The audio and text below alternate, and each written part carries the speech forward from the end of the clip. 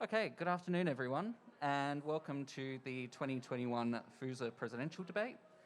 I'd like to begin by acknowledging that we meet on the lands of the Kaurna people and pay respect to elders past and present.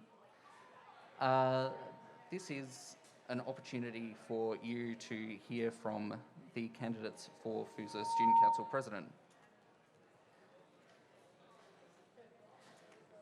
I'd like to thank them for taking the opportunity to present their visions for the Student Council and for student representation for the coming year to us. Just so that everyone's aware, the Student Council President's role is to be the official spokesperson of students and the Student Council and to make representations on behalf of students to the university, media, governments and external organisations. They're also the chair of Student Council, which is your voice on this campus, and provide assistance to other Student Council members and communicate those activities to the wider student body, and to ensure that the Student Council is accountable to students and represents the interests of students first and foremost. They are also not just your student voice, they have a say in how your money is spent through the student services and amenities fee. It's really important that you guys get out there, vote for your Student Council presidents, but this is an opportunity to actually hear what they have to say about what they plan to do. I will hand over to the moderator for the debate today, Verity Kingsmill, the Interim Director of the New Ventures Institute. But just before I do, I'll let you know that voting is now open. You will have received an email if you are eligible to vote with a link to your ballot. It's open until Thursday 2 p.m. There is the polling place available right there every day until 2:30, except Thursday when it closes at 2 when the voting closes. All right, I'll hand over to Verity now. Thank you so much for moderating our debate, and yeah, take it away. Thanks, Fletcher, and welcome everyone to the presidential debate for this year. Today we have Jacob and Molly, who are here as your candidates for your president for your student association. And I do encourage you to listen carefully to their responses, because they are the representing you and leading the student representation for you here on the campus. The way it's going to work is that each candidate will be given up to a maximum of 3 minutes to present their proposition for their presidency, and then I'll go to questions. We have some pre-prepared questions, and I also have some questions that have been asked previous to the debate via Slido. The order will work in this way: Jacob will go first, then Molly, and then questions will start. Molly will start, and we'll take it in turns in answering the questions. The questions are answered within 2 minutes or less. You don't have to take the full 2 minutes. You can just answer the question to the point that you feel comfortable, okay? All right, this is a great opportunity for you to listen to what these two candidates are presenting, and an opportunity to really vote, to put your decision down on paper right through to 2 o'clock this Thursday. All right, well, shall we get started? Fantastic. Okay, Fletcher's going to be your timekeeper at the back here. He'll give you an indication when you've got 10 seconds, and then he'll give you the cut-off. I'll be watching that as well. When he cuts off, I'll go to the next question or interrupt and pass on to the other candidate. Okay?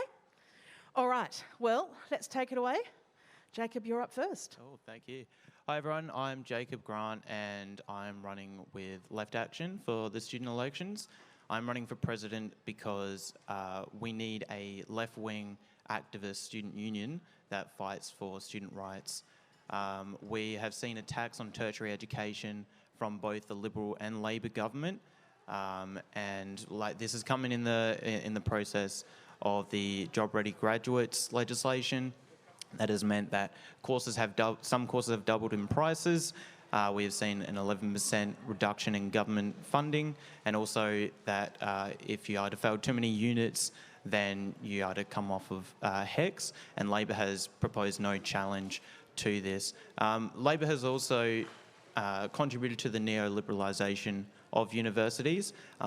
We can see this back in 1989 with Bob Hawke introducing HECS, and recently as 2013, where $6.6 billion of funding to government universities was slashed.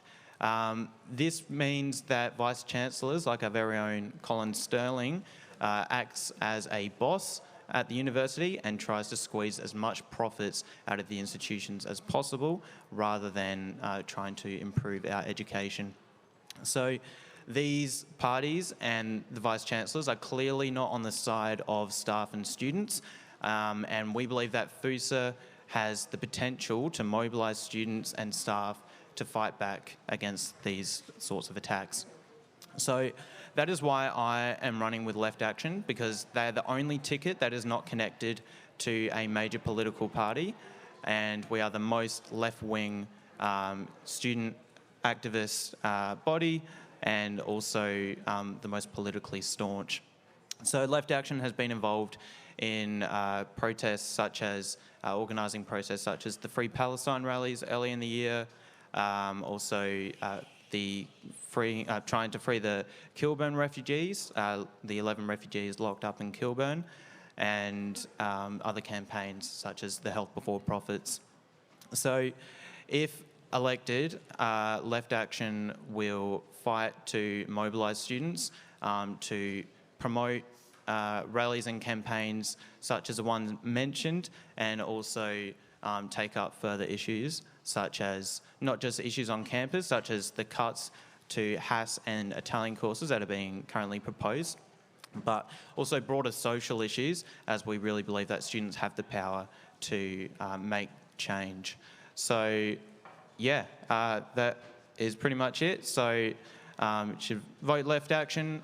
We are committed to fighting for student change, and change has only ever come through the mass mobilisation of ordinary people, and we think you should join us. Thanks, Jacob. Great. Now over to you, Molly. Hi, my name's Molly. I'm a Northern Boantic woman. I would like to do an acknowledgement. I'd like to acknowledge the lands that we meet on today as the traditional lands of the Kaurna people, and that we respect their lands and their spiritual connection with this country. I'd also like to pay my respects to the elders past and present, and this always was and always will be Aboriginal land.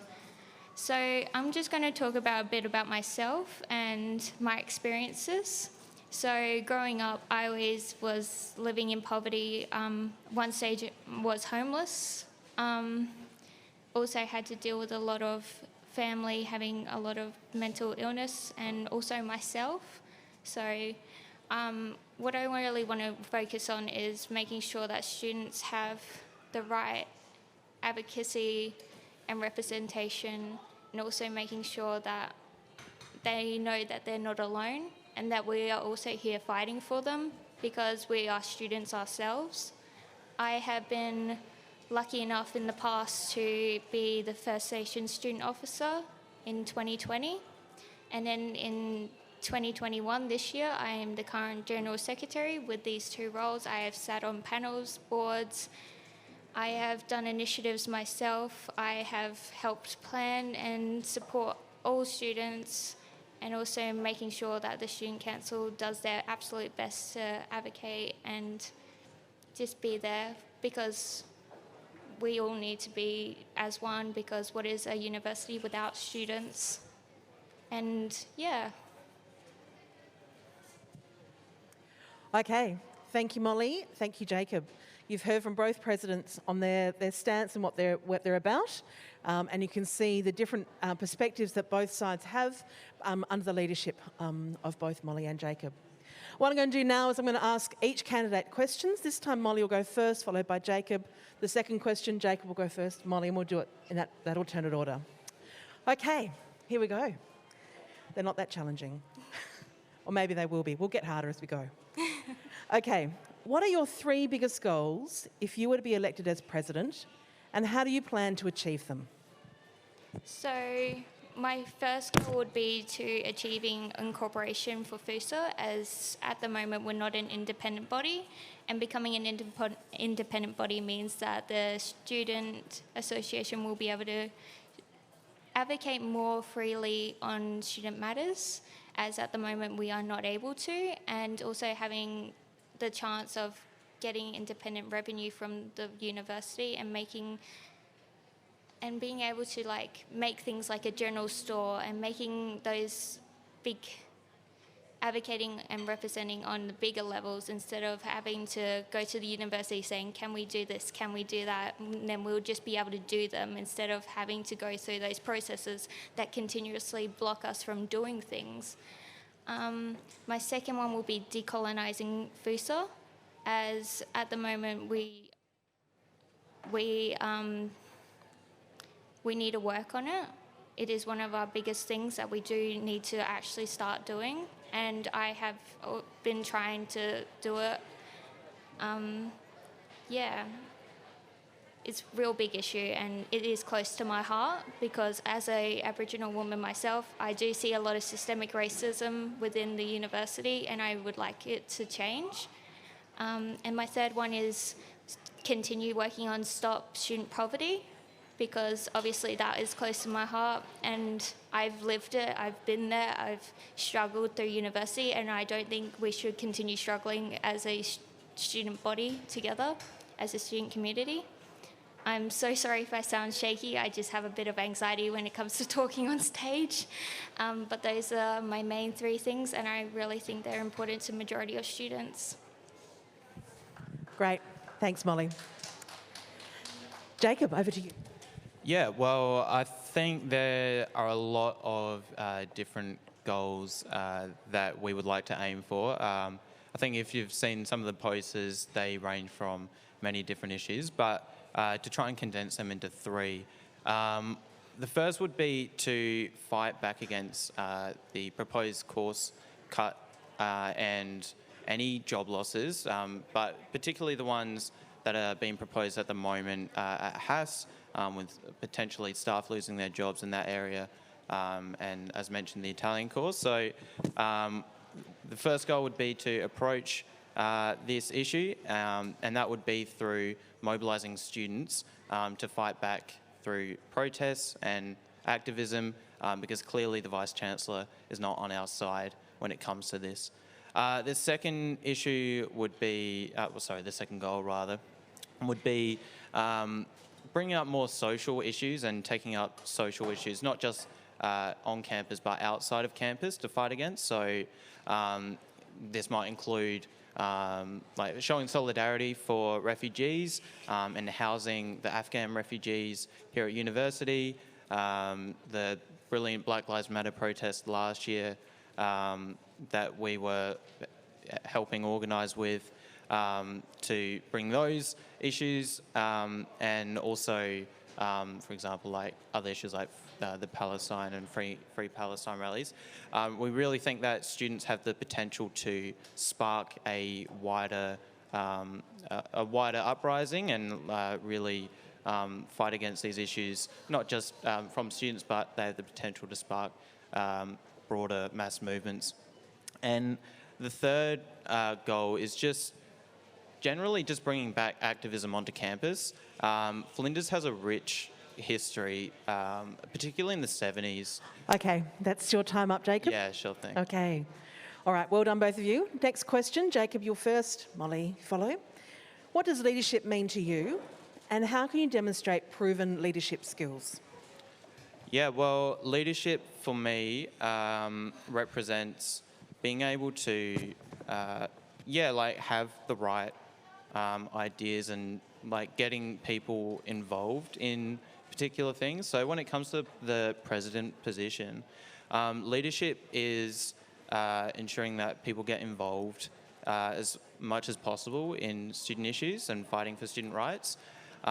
So as president, I wouldn't want to be a leader by my own. I'd want to get students involved to be leaders themselves, because, we do not believe that, these so-called leaders that are running the university and our politicians, we don't think they're on our side. I think that is quite clear, and actually the masses of ordinary people have the potential to be leaders and to fight back against these people.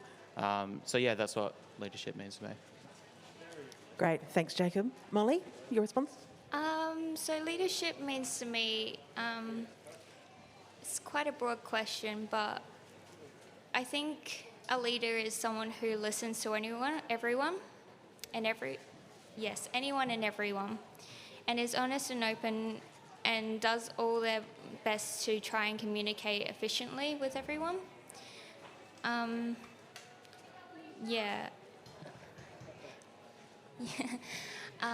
I think that a leader should just be true to themselves, true to everyone else, and continue to fight for what is right for everyone. And even if it's not fight for a fair, just fight for a fair, free world, and make sure everyone's voice is heard, and continuously just try and support it where they can. As I've said, I've had a couple of leadership roles here, but I've also had leadership roles out in different communities. I've done some mentoring with a STEM program I was involved in. I do some mentoring with Life Without Barriers, and in those roles I have helped support young youth getting to achieve their goals and finding and identifying what they need to be supported and what they need to do to make them feel more fulfilled in what they do. Okay, thank you both. All right. The next question, and you've both talked about being the voice for students. As student president, and Molly, you will answer first, followed by Jacob, how will you make yourself available for students? So it's an interesting question. So how will I make myself available? I will pretty much always be here on campus. I am always here on campus. I'm pretty much always in the student in FUSA anyway. So if anyone wants to walk in and come talk to me, I will have an open door policy. Even if they want to just reach out and contact me through any social media, any emails, I'd be so happy to hear from students because, as I said before, student voice really matters to me, as I can't do anything alone, and your opinions are heard. Thanks, Molly. Jacob? So do you mind repeating the question quickly? As student president, how will you make yourself available to students? Yeah, sure, thank you. So to make myself available for students, I think it's important to be available through actually fighting for the rights of students. I think up here I've made it quite clear of what our policies are and what we stand for, and that is through the collectiveness of the student body and actually coming together and fighting for student rights. So making myself available is by actually organising students together. So FUSA has a very large potential to organise students with their finances. So by organising campaigns for what we believe in and getting students organised together will be how that I'll be available as president for fighting for student rights. Okay, thank you both.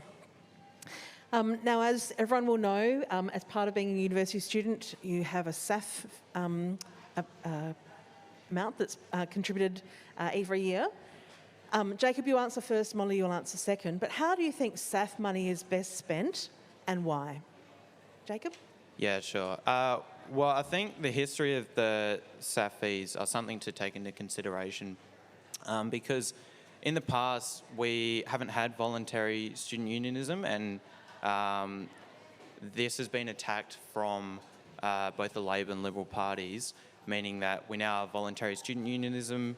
We've got SAF fees, which given to the university, and then they are then allocated to the student unions. And this is to attack education because, like in 2005, when John Howard was introducing these voluntary student unionisms, union fees rather, the basis of that was to, people have an individual choice and they might not be able to afford it, while simultaneously cutting funding to the universities to show the hypocrisy there. So SAF fees, I believe, they really need to be used to start campaigns that, again, fight for better conditions at universities. So we believe that we should have a free education. We have had it in the past, and the only way that we're going to do that is not by waiting and relying on these politicians or waiting and relying on the vice-chancellors, because they have no interest in making education free. They believe that, like things are run for a profit and we need to make as much profit as possible. That's not in the interest of students or staff. We want to improve education, so SAF fees really need to be used to organising campaigns that fight for the improvement of students, so such as free education and non-voluntary student unionism. Thanks, Jacob. Molly? I think the best way to spend SAF fees is to spend it on the students, because it's their money. It should go back to them in ways of, if it's like an event or an activity or a campaign, but it always should go back to the students, because it is there to help support students, even if that's through scholarships. That's how I think it should be. Students' money should go back to students. Okay, thank you both. All right, I'm going to ask a couple of questions that have been asked on Slido before the campaign, and then we'll come back to the more general questions as well. There are a couple of controversial discussions leading into the campaign, as there is always. But first one I'm going to ask, and Molly, you go first, Jacob, you go second. What is your opinion about student political fractions that are controlled by political parties dominating student council elections? Do you want me to repeat that question? Yes, please. What is your opinion about student politics fractions that are controlled by political parties dominating student council elections? Is that factions or fractions? Factions. Ah, Yeah. I was confused. I'm like, fractions? I'm not in a math class, am I?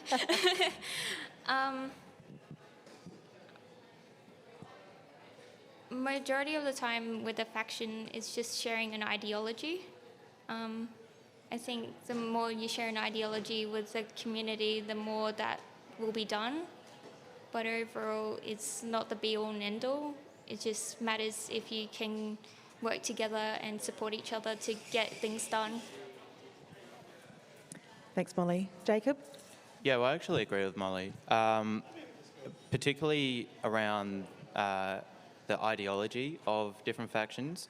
And I think that is important to consider when voting, because Left Action, our ideologies are that you make change through ordinary people coming together and fighting against the powers at the top and increasing our powers at the bottom. So that is what we believe in, and that is what we're fighting for. We don't have the ideology that you sit in boardrooms and negotiate with like vice-chancellors or whoever is making those decisions. We are quite staunch in that. So, yeah, I think it's really important to consider the ideologies of each faction, but particularly who has the right political ideas of how change is going to be made. And I believe that Left Action has those right ideas. Okay, thank you. Thank you both. Okay, there's also been some hearty discussion leading into this election. So I'm going to ask you a question that relates to policy, because then it is as objective as possible, okay? I'm What is your understanding of decolonisation within a university context, and how would you support this at FUSA? Jacob, you'll answer first. Molly, go second. Do you want me to repeat the question? No, that's all good. Okay. Yeah, understood that. Thank you. Yeah, so obviously it's been a debate leading up to the elections, and Left Action stands unequivocally on the side for the struggle for Indigenous rights, justice, land rights, and so on. And we believe that more students should be anti-racist, and more students should be taking up this issue. And FUSA really has that authority and that position to do such a thing. We currently think it can be doing more in that area. I mean, we saw the brilliant Black Lives Matter protest last year, and we think that FUSA can really be involved in that struggle as well. So, you know, being in that position of president, we really think that everyone within FUSA should be taking up issues around racism, and we should all be listening to each other about what the best ways of fighting racism is. And we just think that more generally and broadly that students should be involved in that struggle as well. Thanks, Jacob. Molly? I agree. We should all be working towards being anti-racist, but also FUSA has been in support of all these campaigns that you speak of, and we should continue to do so. I think that we really need to start educating everyone. I really think there needs to be more done with the community. I think that we should start having those discussions and conversations and start actually knowing what all students need, especially because we're a multicultural place. And being Aboriginal myself, I know there's quite a few stops and blockades, and we need to start branching out the services that we do have for decolonising. And we also need to start stepping up in this field, because in this area, because it does get tough when you don't know who to go to or what to do. And this is really a matter to be talking about in community, but yeah, we need to start becoming more of a community here on Flinders campus, and we need to start working together, not against each other.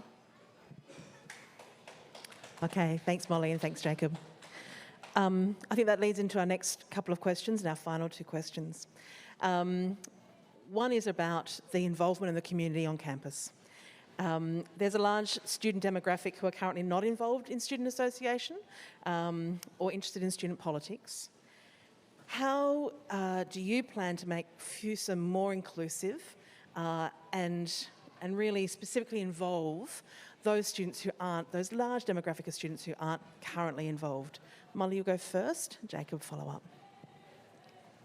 At FUSA, we do have quite a large community of clubs and collectives and associations, reaching out to them more and creating more resources so they can build upon their communities, and then we can become a wider community together, and also supporting them with their events, and also creating our own events to make them well known and more supported. And because there's only so much FUSA can do as one, but if we together as a community,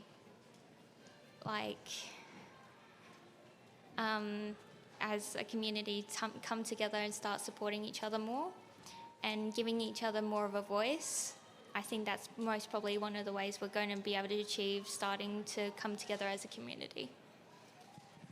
Thanks, Molly. Jacob? Yeah, so I think an example to point to, well, I mean, if we just look at over the past year, we've been hit by the pandemic, so obviously the community involvement hasn't been at its peak. I think that would be fair to say. So it was really good to see O Week at the start of the year. Obviously a bit of a shame that it couldn't go through in the second semester for obvious reasons. But we really think that has a potential to have more of a community involvement. And I think an example to point to is like in the 70s, during very radical times, there was quite a high level of culture and community. Like, for example, the famous band Red Gum, being at Flinders. But that was also at the same time as very high levels of radicalism and politics then. So, like, in the 70s, there was a occupation of the registry building for 28 days here at Flinders. And this was at the peak of social struggles like the Vietnam War, and the occupation was to stand against history exams that were being introduced at the time. And I don't think it's by coincidence that these times of radicalism and these times of protests were at the same time that there was a high level of community engagement, a high level of cultural engagement as well. So we think reigniting those radical politics will in turn provide more community engagement. Okay, thanks, Jacob. All right, we're coming towards the end of the debate. I'm going to ask one final question. Okay, Jacob, you'll answer first. Molly, you'll answer second. Now, we're getting to the point where people need to vote. So I'd like you to finish off by actually answering the question, why you and your party? Why should people vote for you? And how do you intend to measure your success as president should you be voted in? Yeah, well, I mentioned it at the start about why you should vote for Left Action. So I'll just go over that again. Left Action, we are the only ticket that is not connected to a major political party. Those that have made attacks on our university. We are the most left-wing activist ticket as well, and the most politically staunch ticket. So I think keeping all of that in mind is really important. Ultimately, like I've been saying throughout this entire debate, change does not happen from the top. We think that FUSA should be used as a body to organise students to come together and fight for their rights through protests, through occupations, through strikes, whatever that may be. And we want you all to get involved. We don't want to just sit at the top and represent students, but we want to convince you to get involved in the fight. So to measure the success of that as president, it would be with how many students we can get involved in fighting for issues that really matter, whether they be social issues outside of campus or attacks that are made on our campus here. It is crucial because we are in a moment of crisis, and this is going to continue to happen under the capitalist system that we live under. We need to have the right politics to fight back against all the injustices that are happening not just on campus but across the world. Thank you, Jacob. And Molly. Could you repeat the question, please? Sure. We're about to go to vote. Why you and your party should get the student vote, why you as president, and how do you intend to measure your success as president? I think, you can just vote for me, but I think you can't just vote for me. You have to vote for my whole team, because without my team, there's just no way I can do it without my team. They're the most supportive people I know, the most caring and they're the most supportive, caring, and the most best activists and advocates I've ever seen. They just really would love to represent their communities and really be there for the students, as they know what it's like to be they know what it's like to be a student. How to measure success? Is there any real way you can measure success? I would say if we, one way we could measure success is everyone's voice being heard here at Flinders? Is everyone being advocated for? And are we doing our best to support everyone's needs and being there? I think that's the best way to go about it. Okay, thanks Molly. Thanks Jacob.